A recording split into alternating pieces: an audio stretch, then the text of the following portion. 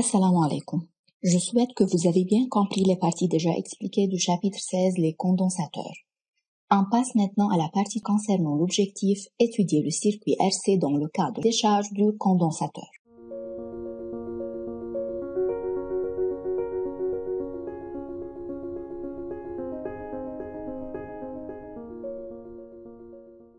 On passe maintenant à la décharge d'un condensateur. Pour cela, on doit étudier les graphiques de la charge et de l'intensité du courant en fonction du temps dans ce cas. Pour cela, on utilise cette simulation.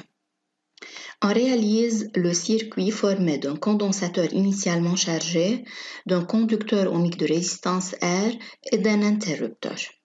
Lorsqu'on ferme l'interrupteur, la phase de décharge du condensateur doit commencer.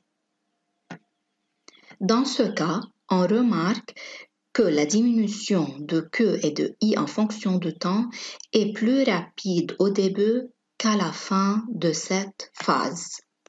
Deuxièmement, on constate que Q diminue exponentiellement en fonction du temps, de même I diminue exponentiellement en fonction du temps.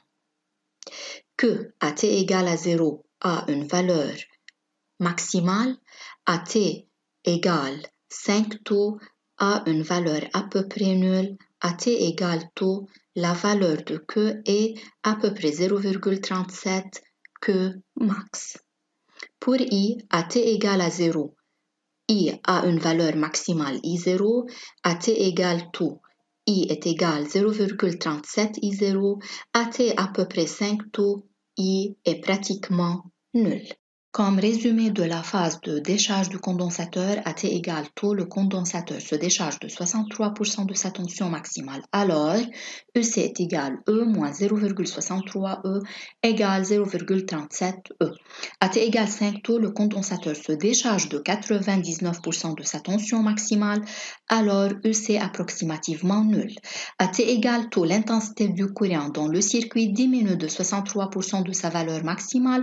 Alors, I est égal 0,37 I0 et à t égale 5 taux, I à peu près nul. Application 5, on a un condensateur de capacité C et de charge initiale Q0 est relié à un conducteur ohmique de résistance 5 kΩ. À t égale à 0, on ferme l'interrupteur K et ici on a la variation de EC en fonction du temps. Premièrement, on met le phénomène qui a eu lieu. Bien sûr, c'est le décharge du condensateur puisqu'il n'y a pas de générateur dans le circuit ou puisque EC diminue en fonction du temps. Indiquez le sens du courant électrique dans la figure A. Bien sûr, c'est de l'armature positive vers l'armature négative.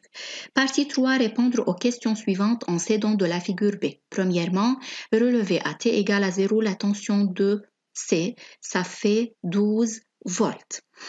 Partie B, la constante du temps du circuit, à t égale taux, EC est égal 0,37 E, donc on obtient finalement un taux est égal 1 seconde.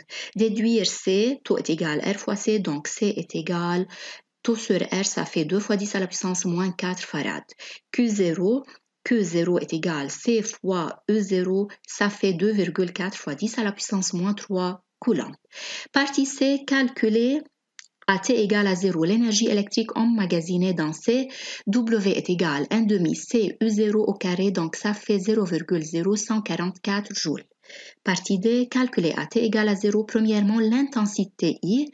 On sait que EC est égal ER et ER est égal R fois I, donc I est égal EC sur R, ça fait 2,4 fois 10 à la puissance moins 3 ampères.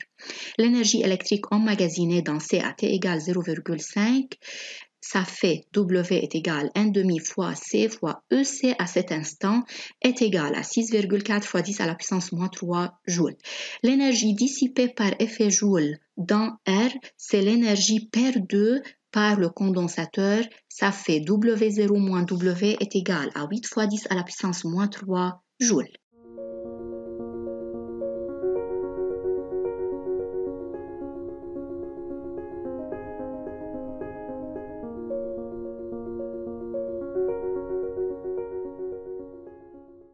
C'est la fin de ce chapitre. Merci pour votre attention.